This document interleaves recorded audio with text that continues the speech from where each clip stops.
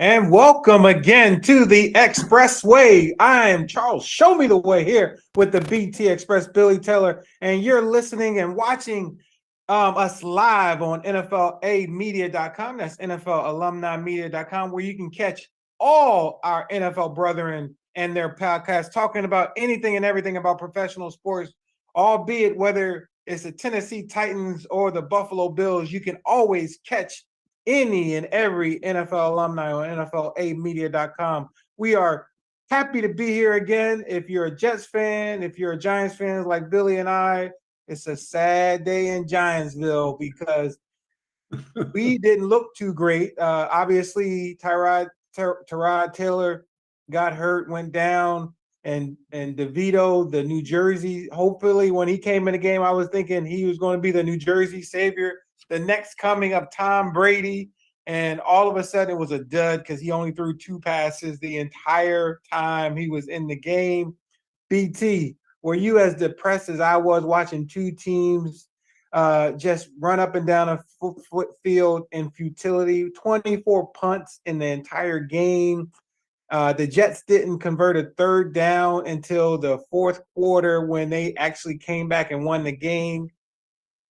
So what say you? Well, see, I thought that the Jets were not up for the game. And then I was worried because the Giants had a few injuries, themselves. But I thought if they gave the ball to Saquon Barkley, they had a chance to win. So the question is, did the Giants lose or did the Jets really win? Because I felt that the Giants were the better team on that day. I watched everything about the game, and I was just, like I said, it was one of those games where, you felt embarrassed to kind of be a member of the Giants because they looked like one of the worst teams in all the NFL, and the Carolina Panthers won their first game last week. So I don't know what to say, but DeVito, that shocked me because I watched him all preseason. He played a lot and threw some nice balls. So that means that Brian Dable did not have any type of faith in him or confidence, and that's why he wouldn't let him do that. As a matter of fact, during the course of the game, Charles, the fans were chanting, "Let him throw, let him throw." I've never heard that before. I know, and you could see how the Jets weren't even playing the pass. They were keeping 8 men in the box, sometimes 9 men in the box. You knew they were going man to man. He was very predictable when he did go out and pass. He almost had one pass pick off because it was just a flat route, and the Jets almost picked the pass off. So I think they were trying to protect DeVito, but like you, in the preseason, he threw the ball really well, had some nice balls. It found the receivers. He was probably more productive in the preseason than Tyrod Taylor was in the preseason when they played. And so that's why when he came in the game, I was telling my wife, I was like, man, this is going to be the next coming of Tom Brady. He looked good during the preseason. They're going to let this guy throw, and he was going to be the Giants' savior. And all of a sudden, he threw one pass and didn't throw for the rest of the game until he had to. And so that was pretty disappointing. Yeah, it was. But, coaches look at practice more than we do. And I think that he had to know something in practice. But then, with Danny getting hurt and Taylor coming in, they had to give Taylor most of the reps in practice. Yeah. But then it goes back to showing me that, even though I don't like preseason and stuff, it's really needed for the players to get in their groove. And I think they're just now beginning to get in their groove. A lot of teams around the NFL. So I don't know what to say because I know preseason is worried about injuries, but that's how you get people over those things where, they could have problems later in the season. So I'm from the old school, but then again, I never liked preseason. Yeah, I think one of the things you can take away from this game from an offensive standpoint is that Saquon looked really good. They were running the ball against a good Jets defense, and he had 125 yards on the ground, which was unexpected. I didn't think he would get that much. And we both said last week that in order for them to win, Saquon would have to have a great game, and he had a great game. I think what failed them was a lack of a quarterback, a lack of trust in the backup quarterback, and Tyrod Taylor getting hurt.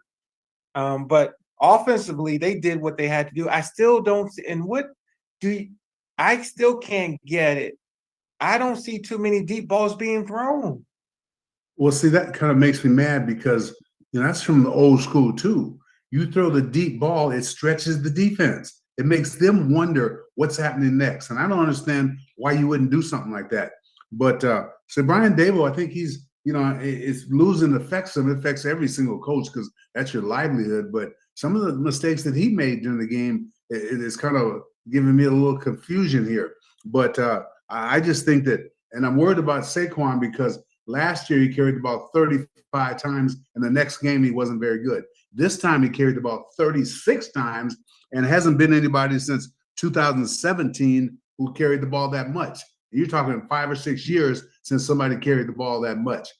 Even Derrick Henry doesn't get it 35 times a game. I mean, 36 is a lot. I think the most I ever carried, I think, was 33, and I couldn't make it the next week. I mean, I did, but I got my behind kicked. So I'm anxious to see how Saquon comes up against the Raiders this week in the Raiders situation. Come on now, old school football. Earl Campbell used to carry the ball 40 times a game and keep rolling. Barry Sanders, if he didn't get the ball 30 times a game, he was bad, right? So we got to go back to old school football. We talk about that every week. Let's go back to old school offense, put a fullback in front, play 2 tight ends, and let's go. Please try to stop me.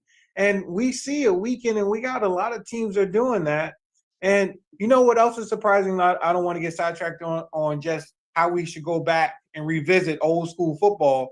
But you know who I was surprised with in that game was the Giants defense. The last 3 weeks, they've improved a great deal.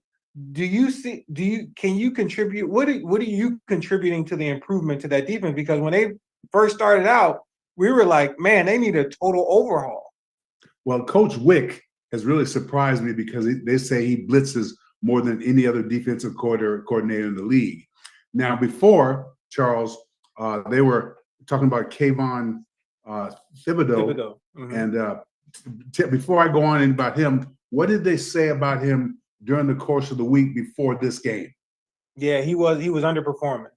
Yeah. Okay. Well, somebody got to him because he didn't look like the same player. They say he's got 8.5 sacks already this season, and that's really right there, a good season right there. And so somebody must have got to him because he didn't look like the same player, and he may have been the difference in the game. Yeah, I think another key player on that defense, actually 3 key players on that defense that no one talks about. Dexter Lawrence is earning his contract. Yep. He's been dominating up front. I think if you have to focus on one person who's changed the defensive line's complexion, is Dexter Lawrence. He's been a menace. He's someone that if you don't double team, he's going to wreak havoc on that defensive line. And we haven't had anybody from an interior lineman standpoint in years that you can say is a Dexter Lawrence, as it could be compared to Dexter Lawrence.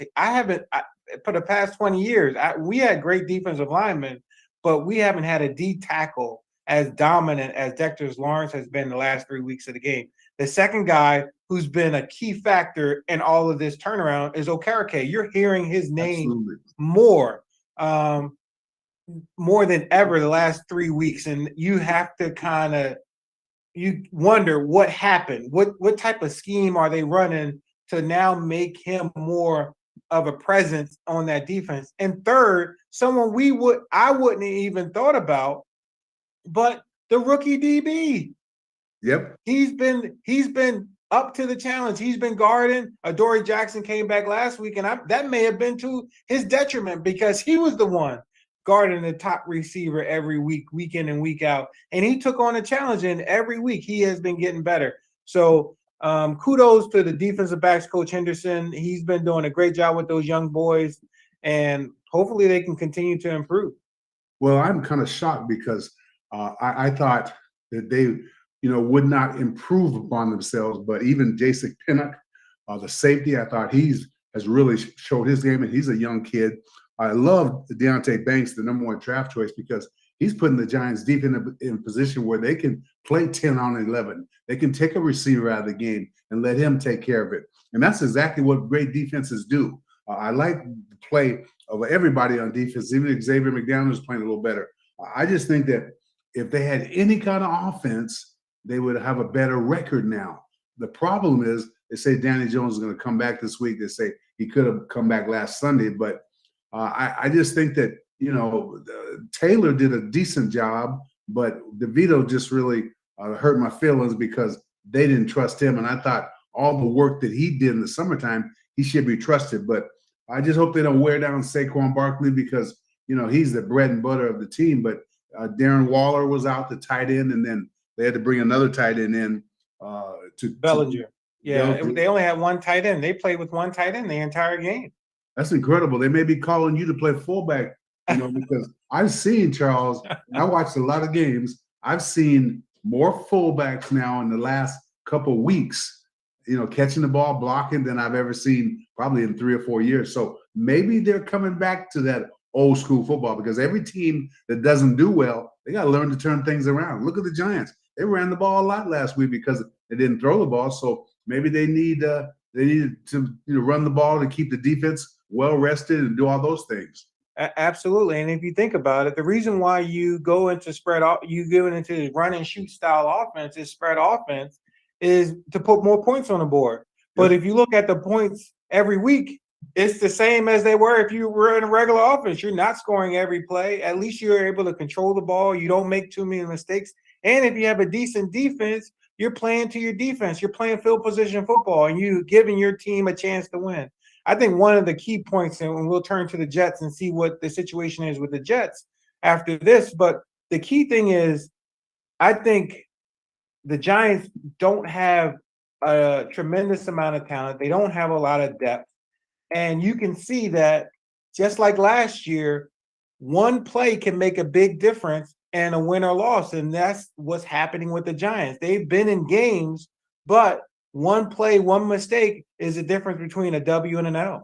Well, let me ask you this. A lot of people were talking about in the overtime, the Giants took the ball and they should have deferred it to the Jets. But see, the reason I didn't mind is because if you have one chance from an offensive standpoint, you need to do it first. But they said because the Giants defense was playing well and the Jets defense was playing well, the Giants would take the ball. But a lot of people think they should have kicked off to the Jets in overtime because there was no offense doing anything and they had a chance to get better field position. Your thoughts, CW? Yeah, I think that especially given you weren't trusting your backup quarterback, DeVito, I think all of that would have played into it. And yeah, I would have probably played that field position football, kicked it off, and let the Jets, who weren't doing anything as well, let them have the ball on offense first. But hindsight is 30/30. Those decisions Daboll, like I said, those decisions Daboll was making last year were coming through. This year they're not.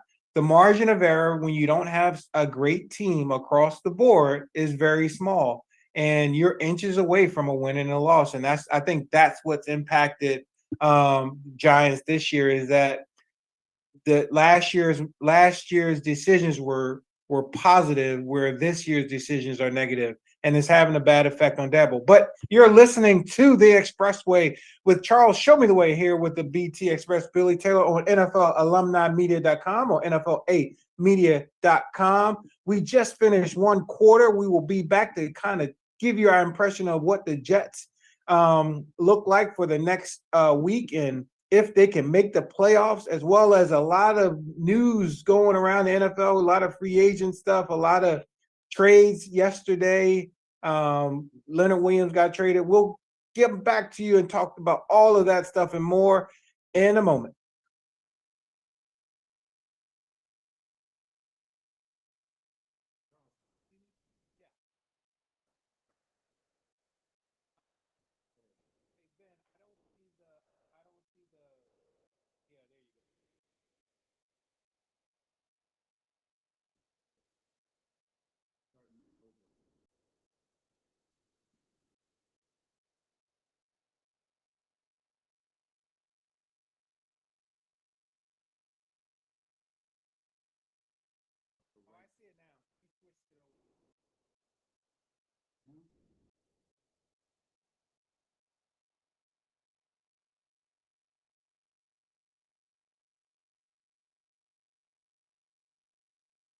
Can you still see me? Yeah. Go to gallery.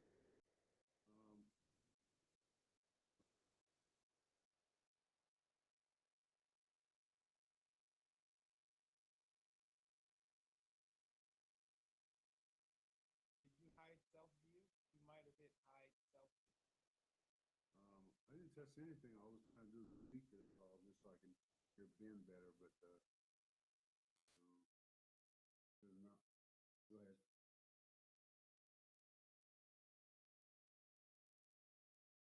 Okay. It's in the right corner at the top. Yeah. There's 3 dots on that. Is that it? Then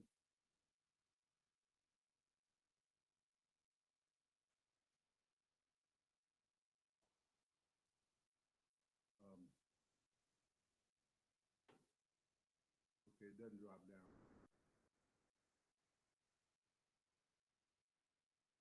It says not responding. So okay, so there it is now. Can you see me? Yeah, you're good. Okay. All right, we're ready.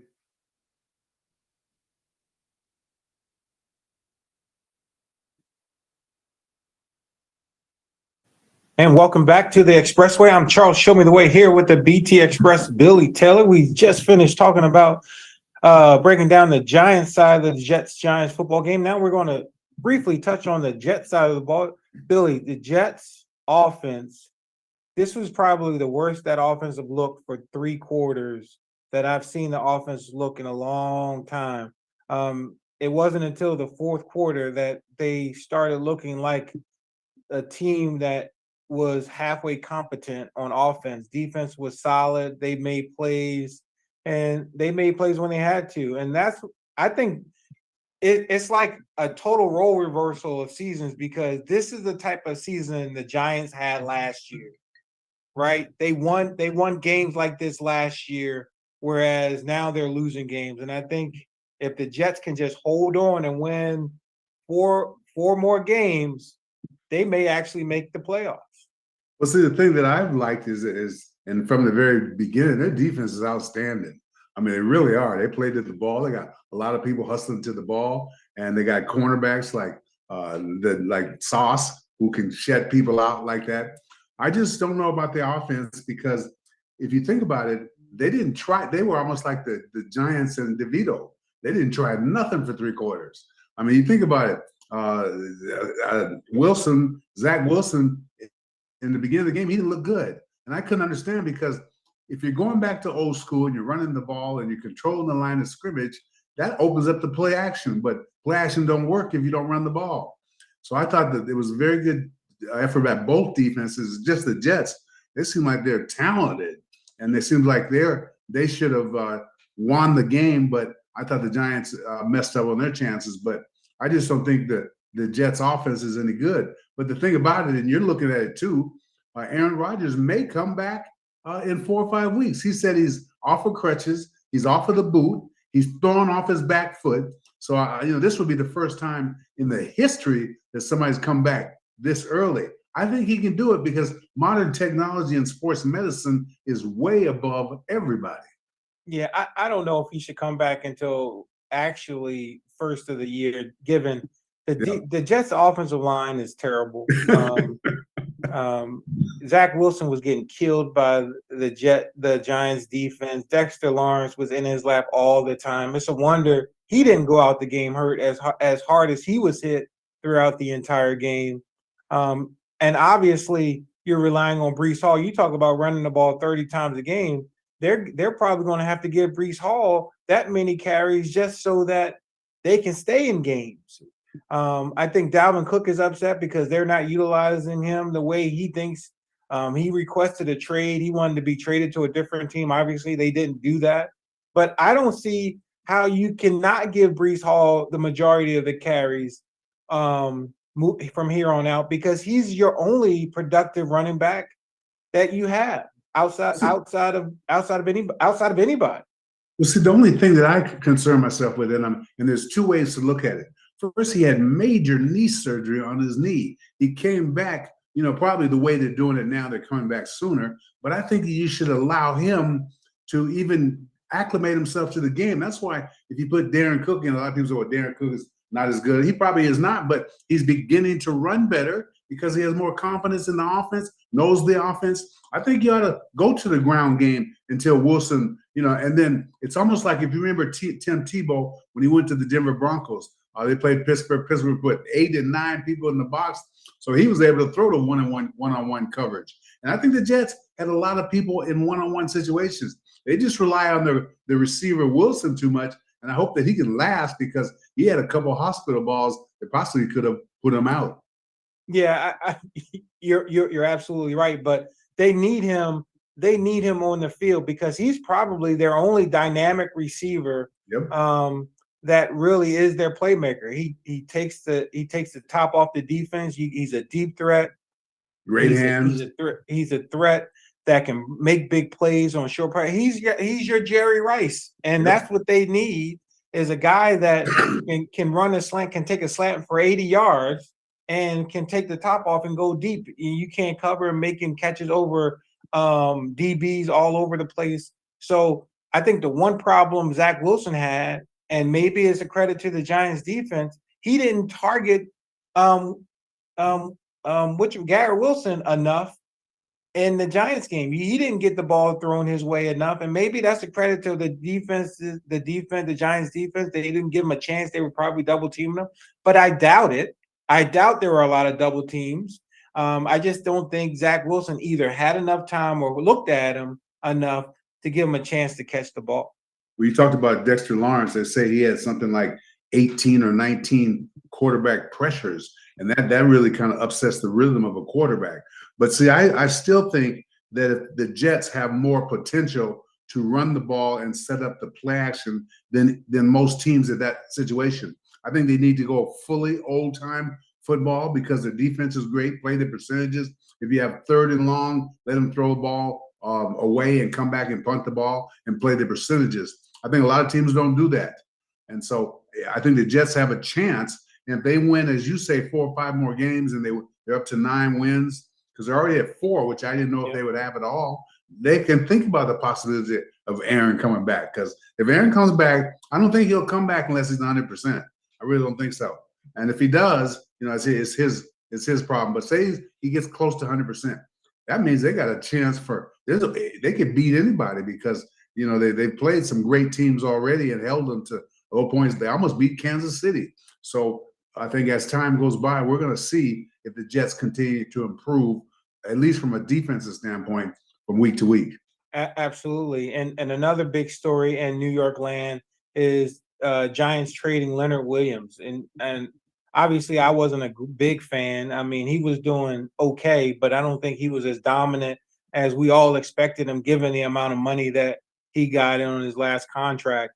And so I think it was a good move. They got a 2nd round pick for him, which we talked about probably every week since the Giants have been losing. Like, we got to start thinking about putting more talent on his team. And by doing that, doing it in a draft. So trying to accumulate draft picks and getting rid of the good assets. And they were able to, I think, get rid of an asset that brought them back a really good pick.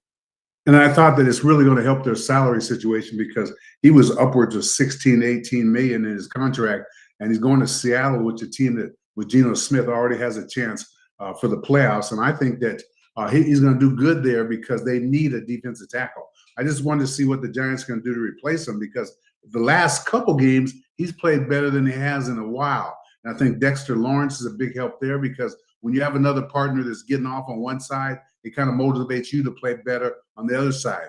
I think the linebackers are playing extremely well. I think Wick has thrown a lot of blitzes at people. And that's why if I was Wilson, I would have thrown to the other Wilson, Garrett Wilson, sooner. Because if you think about it, anytime that he has a chance to be in a 50-50 situation, you throw him the ball.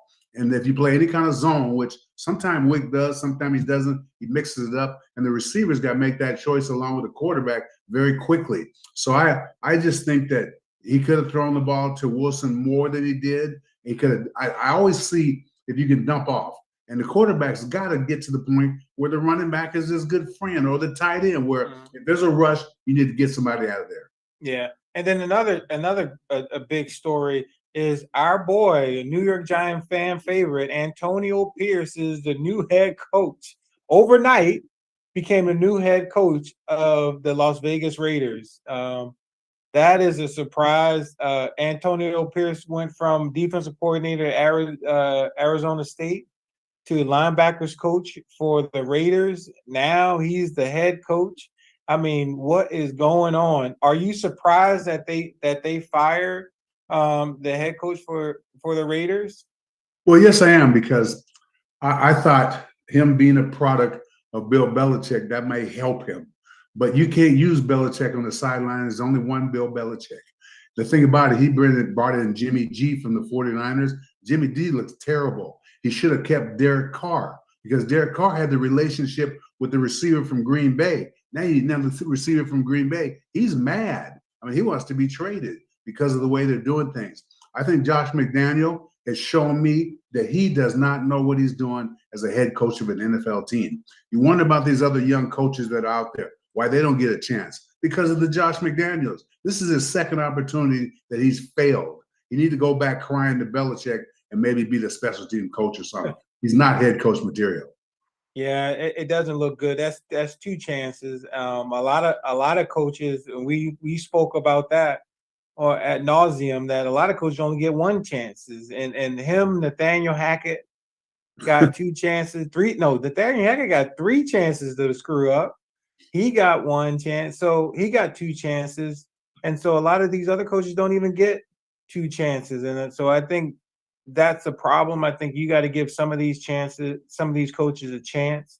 The defense coordinator that was at Buffalo, who's now that's taken a sabbatical, not even coaching this year. He should be a good candidate for another head coaching position. He had the Minnesota Vikings. He did a good job for a number of years with the Minnesota Vikings, and he hasn't gotten a sniff for a head coaching spot. And so, if you're looking for good minority candidates, there are good minority candidates out there. I'm glad Antonio Pierce is getting his shot. Hopefully, he can do something to show people that he deserves a shot, at least a good long look. And he's gotten a good long look. He's playing 9 games. He got 9 games to prove he deserves to be a head coach in this league. So I think he's a great motivator. He was a motivator for those Super Bowl teams, and maybe he'll motivate Vegas to go on a little run. Hopefully not this week, because you see they're playing the Giants. It should be like a good homecoming. People will be excited. He'll be seeing a lot of people, friendly faces, when they go out to Vegas this week. Well, see, what I'm looking for is his enthusiasm on the sideline, because it's hard to go in there in the middle of the season and get your program implemented. It's really tough because, he was a linebacker coach, and then all of a sudden you go from there to the head coach. You're running both sides of the ball. You got to depend on your coaching staff. If they had a good one or not, it's all going to come to the light. The bad thing is that usually in these situations, a lot of people don't succeed because they haven't had time to get things straight, and they got so many things that they're worried about. But from a Giants standpoint, I'm definitely in favor of Antonio Pierce. I hope he does a wonderful job, and I hope they bring the Vegas Raiders back to where they were, but not after this week. That's right, and it's pretty funny. This is vintage Al Davis. I thought, did Al Davis come back down from heaven? Or I don't know where he is, but come back down and come and say, hey, this is what we're going to do, because this is a vintage Al Davis move. And I think Mark Davis was kind of channeling his dad when he made this move, because only Al would put a former player in a head coaching position. But the bad thing is he's paying 2 head coaches. he's playing the other guy that left. Grow was his name. Yeah, he left. He's still being paid $10 million a year, and then paying Josh McDaniels. I know McDaniels probably has at least 2 years left on his contract, and that's bad management if you think about it. I mean, look at the money that the NFL's made, not making. I understand, but then to make poor choices like this, that's what it comes down to. And I don't know if Mark Davis is a good owner or a good general manager, because he's made so many mistakes putting his team in a hole, and then you're backed up because of the salary situation. And I just think the Raiders going to be a while before they come back up. Yeah, it's going to be a while, but it's an exciting story. There's plenty more stories we'll get to when we come back from the break. You're listening to The Expressway with Charles Show Me the Way here with the BT Express Billy Taylor. You're watching us live on NFLmedia.com and checking us out on YouTube every week. Thursday through Friday, you'll catch us on our tape show on YouTube. But we'll be right back with the third quarter, and we'll talk some NBA basketball. And where is James Harden this week? We'll be right back.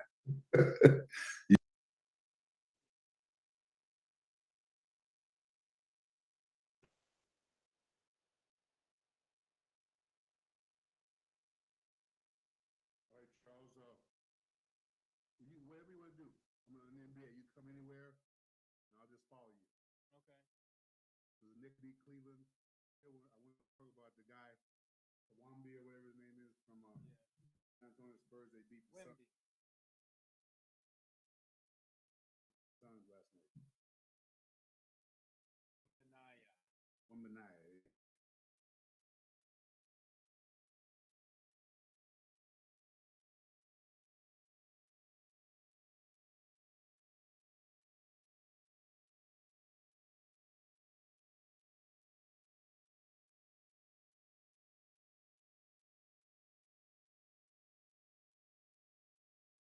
Ready, Ben?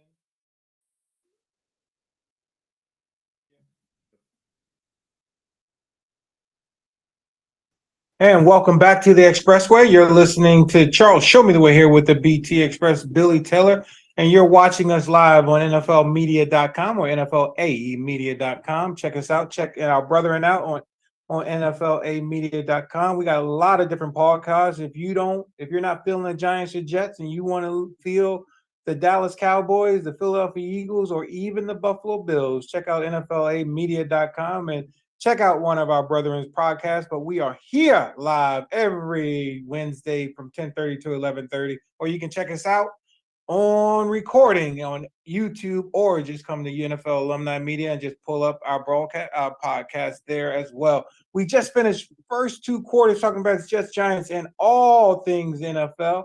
Now we're going to turn our attention, as we always do, now that the NBA season has started. We're going to talk some NBA basketball. And the biggest story, not the biggest story, two big stories. We got Wembanyama, the Wemby, the French freak instead of the Greek freak, the French freak, 7'2" basketball savant, as everyone wants to call him, and had a great big game against Kevin Durant and the Phoenix Spurs. But I want to turn your attention to the story we've been talking about ad nauseum every week. Where is Waldo? Oh, I'm sorry. Where is James Harden this week? James Harden is probably the most traveled NBA superstar, MVP, since James McAdoo, who's traded to so many different teams as an MVP player. And now he was just traded to the LA Clippers, and they have a star-studded team. You got you're loaded. You got Paul Pierce. No, not Paul Pierce. You got Russell Westbrook. Yep. You got Kyrie Leonard. Yeah, Kyrie Irving, not Kyrie, Kawhi Leonard, Yep. and you got the guard with I can't think of his Something name. George. Paul George. And you have Paul George. That's getting too many shots to the head. Short-term memory is gone. Can't remember Paul George. But you got four superstars on that team. They should be a great team, but it's only one basketball. So I don't know how it's going to work. And you know, James Harden told the Houston Rockets that he wants to go back to old James. Give me the ball, and I want to score 40 points a game. And I don't think he's going to be trying to hog the ball when you got Paul George, Kawhi Leonard, and Russell Westbrook. And the bad thing about it is, what is it going to do to Russell Westbrook's game? Russell Westbrook has been playing well these first four games of the season for the Clippers. Does he take a back seat to James Harden? What type of James Harden are they going to get, and do they need to have superstar James Harden?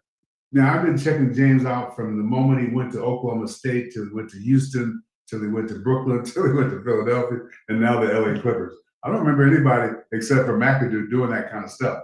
I don't have any faith in James Harden because he comes out of shape. He's not in great shape. You can see he's got a belly and some stuff hanging out the side. I think in basketball players this day and age, as much money as they're making and as hard as they're playing, they need to be in super shape. He may bring the team down because of his lack of conditioning. But like I said, he's got a great team. If he can just fit in, but don't lose anything from him. And you know yourself, Charles, he's a great regular season player. His problem is the postseason. if they can come get him the rest and get him going in the postseason, and then if he's off on the stuff in the postseason, get him out of there and let Paul George and Leonard do what they're supposed to do. I think the Clippers are very lucky to have him. I don't see how he keeps going to teams that he wants to go to. You know, the NFL, there's no way we could do that kind of stuff. You be playing for some CFL team if you demanded to be traded as many times as he has. And they're getting max contracts. That's the thing. They can sign a max contract with a team and the next season say, hey, I don't want to be with you. And they still got like 4 or 5 years remaining on their contract and they're getting paid $50 million. NBA basketball is something else. It is fantastic if you're an NBA player because I can get paid and then tell you that I don't want to play for you. So that is crazy. And then you can sit out. You know, say like you hurt your finger. You'll be out for 3 weeks. That's right. And it is a crazy league. But when you look at the one thing that gets me, I think there's a good and a bad thing that came with this trade, especially with the Clippers, is because Paul George and Kawhi Leonard stay hurt. Yep. They probably play. They get paid like $50 million. Each of them get paid $50 million, and they play about 30 games a year. I mean, how much is that? 30. Break it down. $50 million, 30 games. Is that like $5 million a game? I'm like, oh, that's probably the greatest job you could ever have, getting millions just for a game. I mean, that's like that's going into the Taylor Swift land per concert. Well, the thing about it is that the coach of the Spurs, they call him Pops. He's the one who invented load management. You know, when Tim Duncan and Robinson were there, he would give them time off. And other teams have started to emulate that because at the end of the season, they're much fresher. Yeah. I do believe in that. But then again, if you're a fan and you paid some money to see LeBron James play and LeBron sits out that game, there's nothing you can do about it. So I think it hurts the fans. But they're having a tournament next week, next month. I think it's next month. It might be later this month. This week. It's the end of this week. And the NBA is trying something different. What do you think about this idea of the tournament? Because it brings a little bit more flair, but then again, I just hope it doesn't wear out people. Yeah, as long as they keep it within the 82 game schedule, which they are keeping it within the 82 game schedule, it should add some excitement. You're still going. I think it's going to take. After the first couple of games, there's a round robin. Everybody plays, and then they're ranked, and then it's a single elimination tournament. So everybody plays somebody, and then after that, they go into the single elimination tournament. It'll be fun. I'm curious to see how these teams perform. I love how they're changing it up.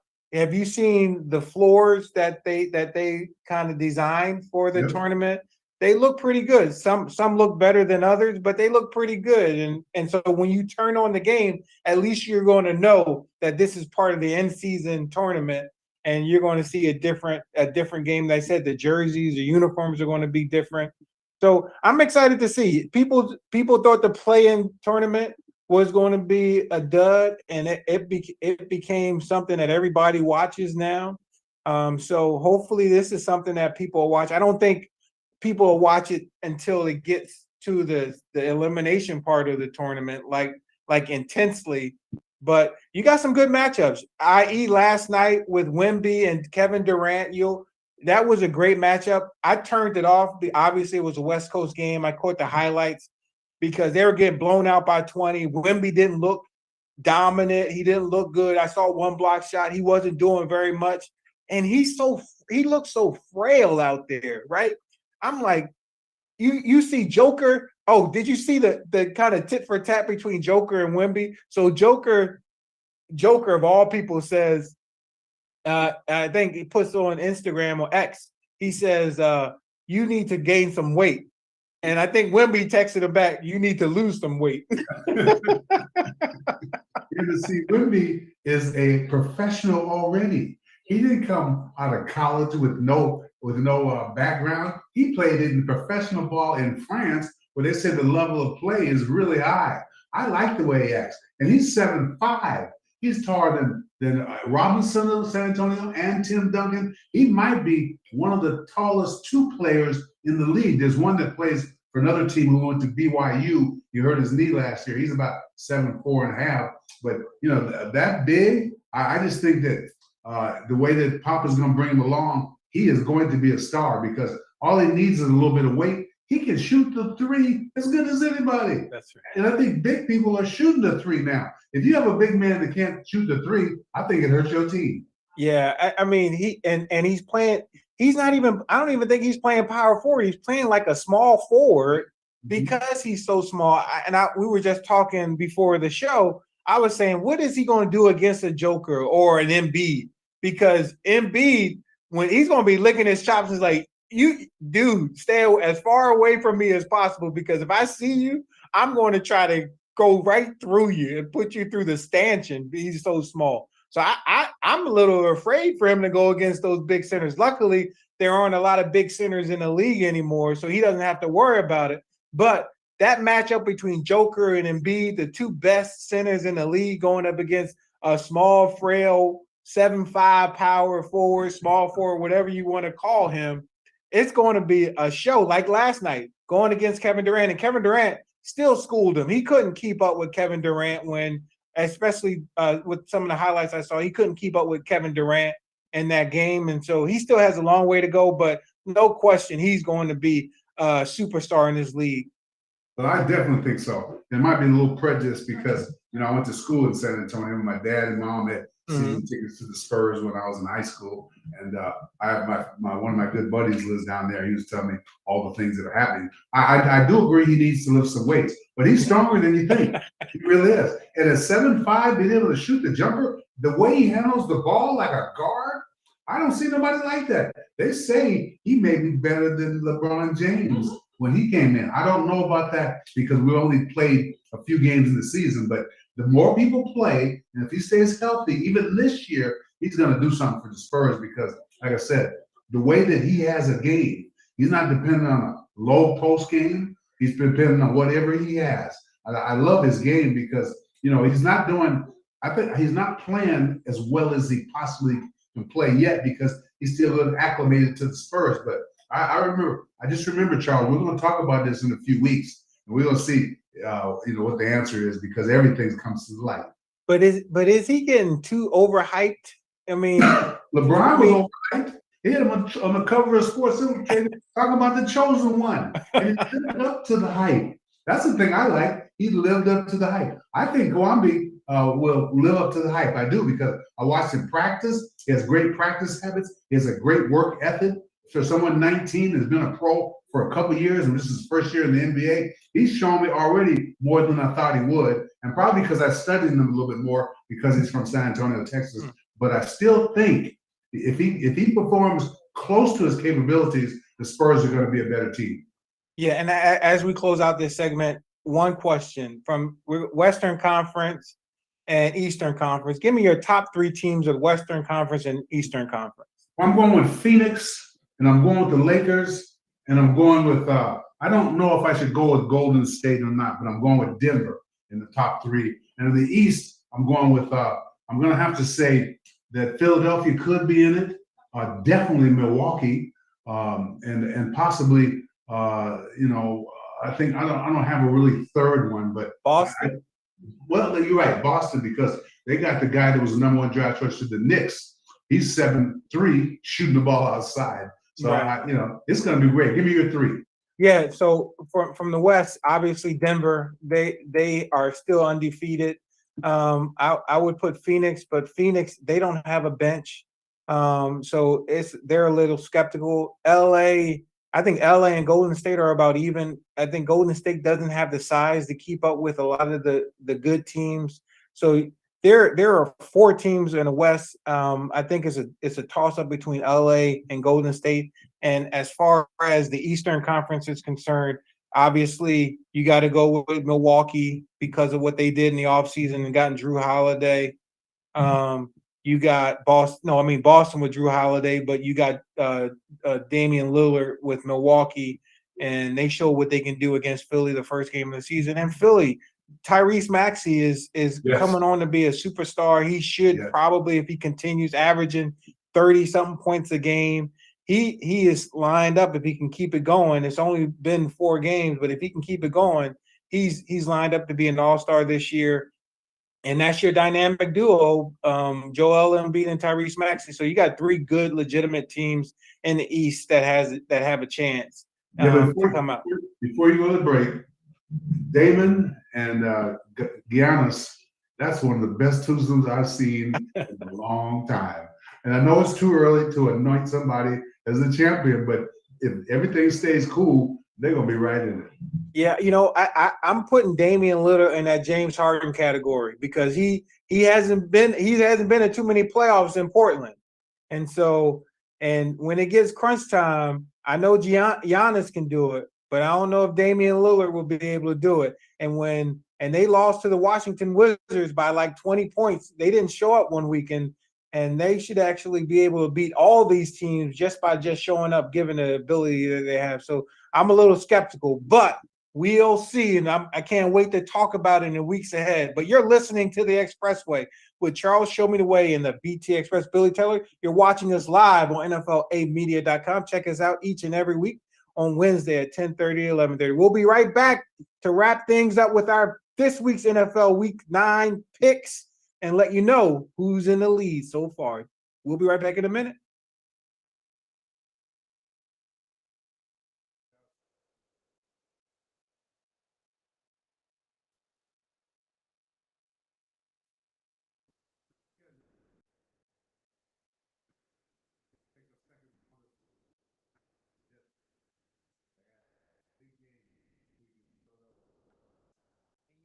Dallas, we probably won't get to see that game. Why? Because you got the Giants and the Raiders. They play at 4:25. You're right. Right.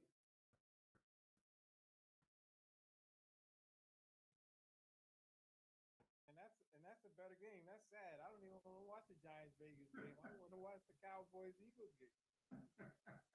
You're exactly right. That's what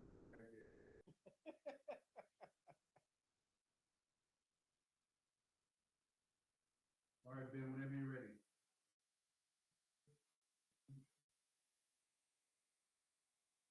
Are you going to show? Oh, there you go. And we're back here. We're looking at the Expressway with the BT Express, Billy Taylor and Charles. Show Me the Way. We are going through our picks this week, and I'm ahead 1-0. We went through our picks, and I'm beating BT. I'm ahead by 1 point. And this week we're going to see if I can get ahead by give me a bigger cushion. This week, as we go through the games, we got the Tennessee Titans, who had a big win last week against the Pittsburgh Steelers. This is a tough game, BT, because the Steelers, you never know what you're going to get. They're going to play strong or hard all the time. But the Titans had a big win last week. I didn't think they were going to win last week, and they won. Derrick Henry, they didn't trade Derrick Henry, so he's still back there. I'm going to go with the Titans. I'm going to go against Tomlin. I'm going to go with the Titans this week. I'm going to go with Pittsburgh, okay? And so you're going with the Titans, I'm going with Pittsburgh. I just think that Pittsburgh plays better at home. And our second game I have is the Dolphins and the Chiefs. This game is in Germany. Chiefs are favored, but the Dolphins got a offense that's just fun to watch. But I'm going with the Chiefs only because when the Dolphins are not at home, they don't play as well. So I'm going with the Chiefs. I'm going with Miami. Chiefs are struggling right now a little bit. They've lost 2 games. So I'm gonna go with Miami on this one. The next game we have is Seattle against the Ravens. I mean, this is tough. You know, I'm not a Lamar Jackson fan, and I always pick against Lamar Jackson, but he looked good last week for some reason.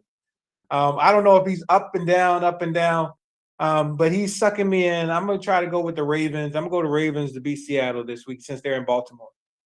Well, as I said at the beginning, I always say they didn't have any training camp, much of a training camp. So now teams are beginning to round into form.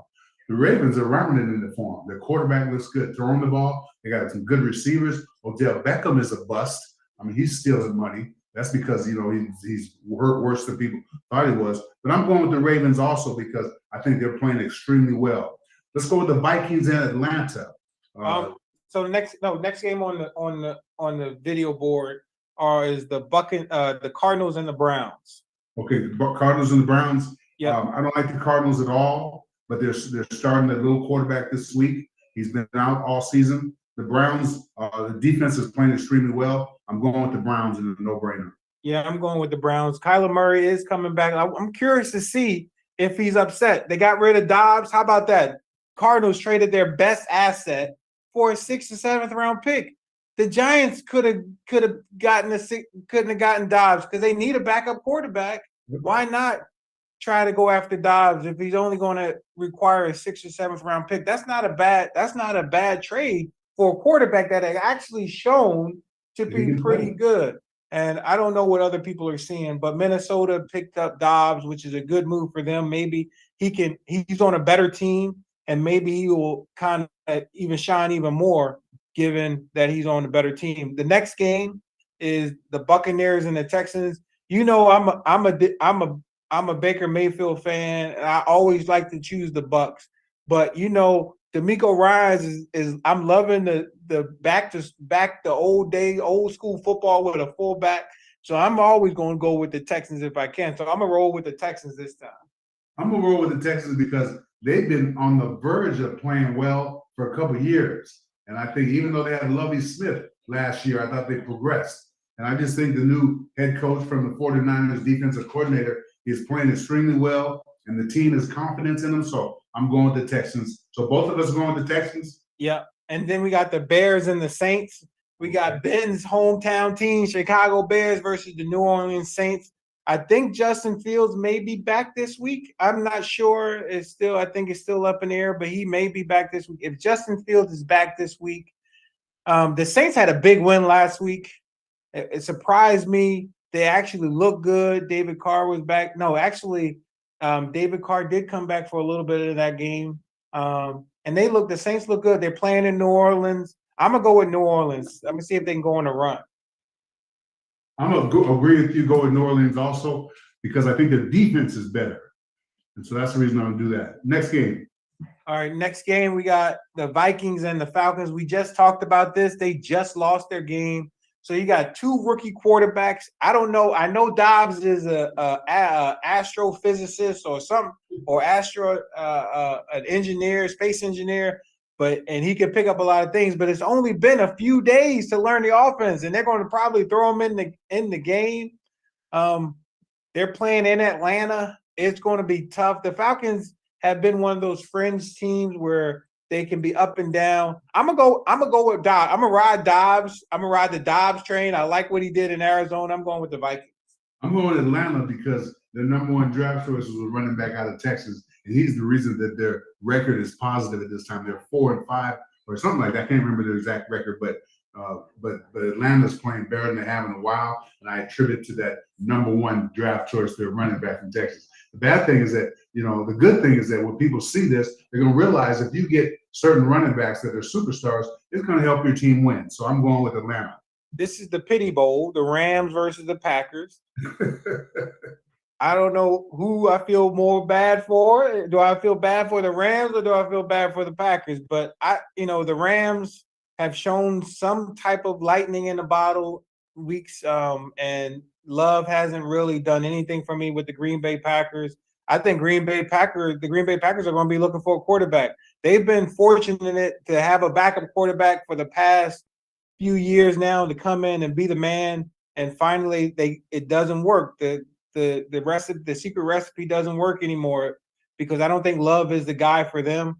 I'm gonna go with the Rams this week. I'm gonna agree with you. I'm going with the Rams too. And my reason is because Love is not very good. I watched him in the course of a couple games, and he really doesn't have what it takes. Because he has so many examples of Rodgers and Brett Favre, and he's not taking any of those examples. He's not throwing the ball with any accuracy. He's not making good decisions. I agree with you. They're going to have to get another quarterback. Next game is the Commanders versus the Patriots. Commanders just had a wholesale sell-off. They sold their two best defensive linemen, and they're going against the Patriots. I don't think the Commanders have a chance. I'm picking New England all the way. I'm going New England also because anytime you trade people during the course of the season, it's going to make your locker room go one way or the other. It might make them people are one-sided for the defense or the offense. And I just think that you can't do this to a team at this point. And they have one more win than the Giants at 3, so they still have a chance for the playoffs. So I'm going with the Pats only because Bill Belichick is ready. His team played a little bit better 2 weeks ago, but last week they lost. And the Commanders getting rid of that fire sale. How could you benefit from that? Yeah.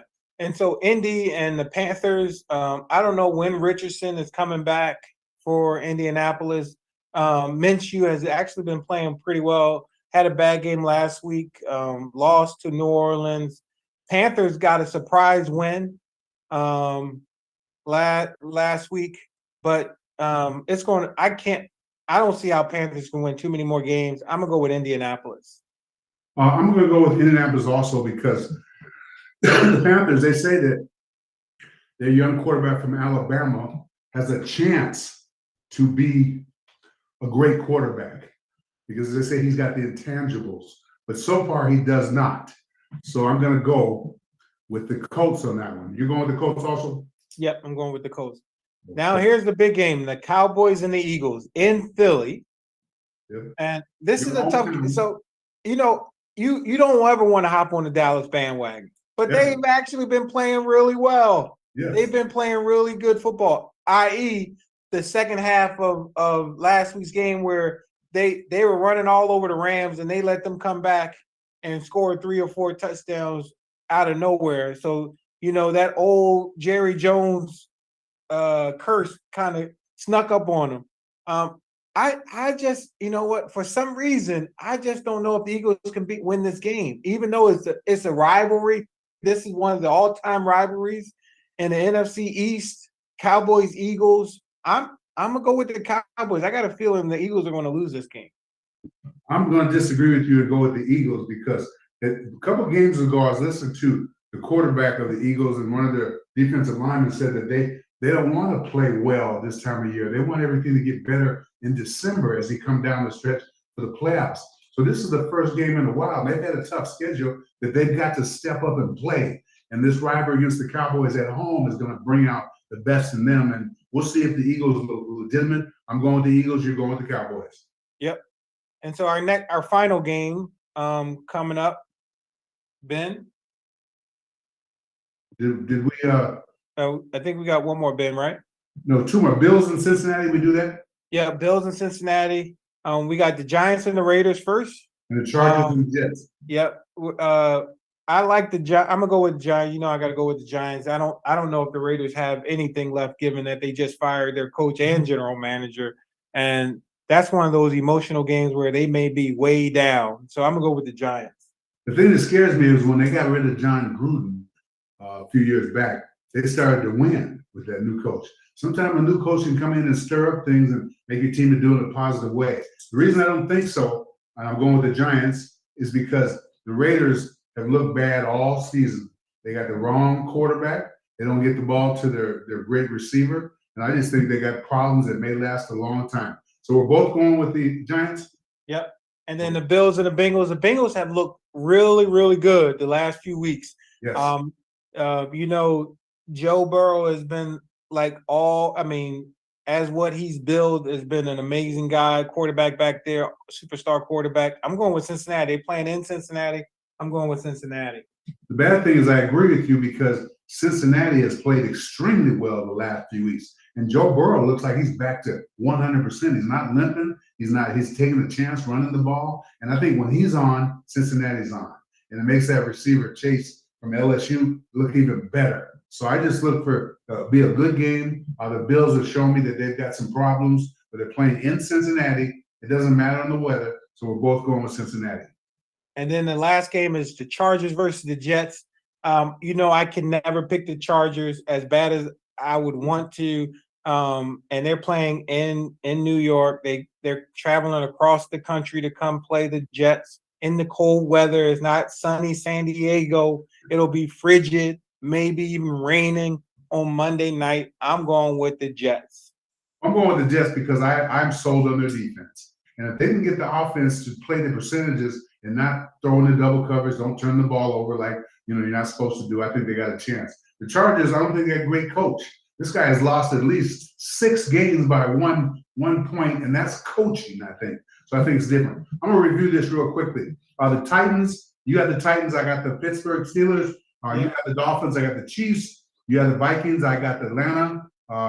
Cardinals, we both have Browns. On the Rams and the Packers, we both have the Rams. The Commanders and the Pats, we both have the Pats. The Bears and the Saints, we both have the Saints, is that right? Yeah. Okay. The Ravens and the Seahawks, we both have the Seahawks. Texans and the Bucks, we both have the Texans. Panthers and the Colts, we both have the Colts. The Giants and the Raiders, we both go with the Giants. You have the Cowboys, I have the Eagles. We both have Cincinnati, and then we both have the Jets. Is that right? Yep. Okay. We'll see next week what happens as CW and Billy Taylor try to at least act like we know what's going on. But Charles, great job. NBA season is upon us. We got lots of stuff to talk about. Giants go to the Raiders, Jets go to the Chargers. So great show again, Charles. I got to thank Ben back in the studio. Ben always does a great job with us, taking care of us and making sure we sound really better than we really are. We have to thank Ben for that. And ladies and gentlemen, for the Charles Way, to show me the Charles Way, I'm Billy Taylor, the BT Express. Have a great week, and we'll talk to you soon.